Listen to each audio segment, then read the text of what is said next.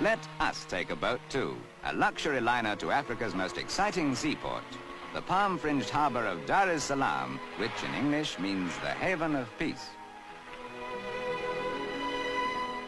Peace, sailing over sheltered waters 3 miles long or fishing for big barracuda off the coast. Peace setting out for a swim in Oyster Bay. Such peace you forget that this is the tradesman's entrance to that one territory which in fact is the whole of Africa in a nutshell, Tanganyika, the land of new industrial opportunity and age-old ways of life. It's hard to realize there are snow-capped mountains a motor ride away from this tropical market, that lions roam free not many miles away. You've got all the color, all the contrasts of Africa here, happily with the exception of one thing, racial clashes and discord. There's harmony in Tanganyika. What's this, pineapples? No, a sisal plantation. They dry off those spiky leaves to produce the stringy fiber that goes to make rope and binder twine. It's their biggest export and it goes in ever greater quantities to almost every country you can name.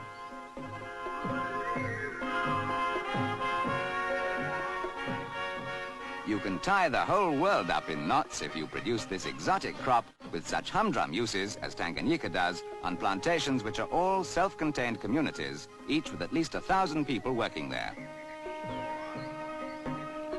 Don't let those elegant earrings mislead you. Those are Maasai warriors, once the most warlike of tribes.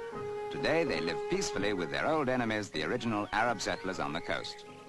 So let's leave them and go on safari with an aeroplane of all civilized things to take us to a place where life is still savage and wild.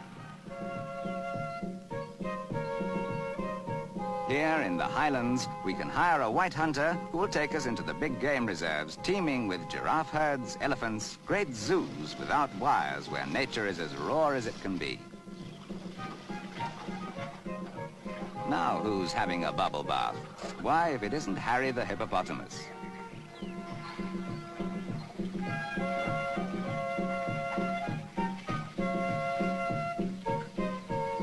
Sticking his neck out and asking to be shot, as they all do, with a camera, of course.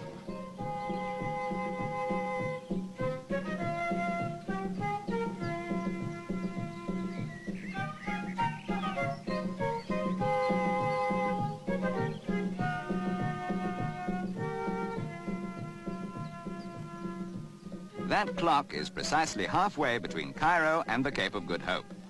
This is Arusha, the capital of the northern province, high on the slopes of Mount Meru and away from the humid heat you get on the tropical coast.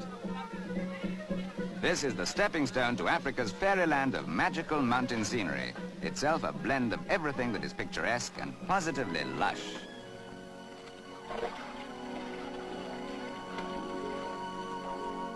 Honeymoon Hotel, by the look of things. And what more appropriate place could you find for setting out to climb? The most romantic mountains in Africa that flank the cratered plains where you find the great game reserves.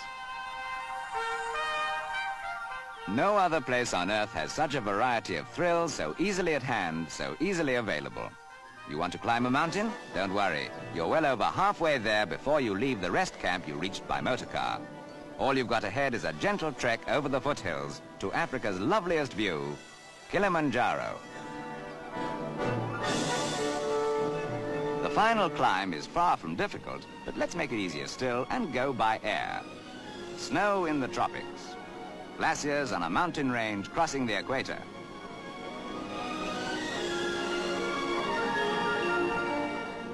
Africa's highest and loveliest mountain is now just one more unforgettable memory you can take home with you. And there, Africa's unbelievable crown, Kilimanjaro's ice-decked crater to dazzle your eyes and dominate your memories.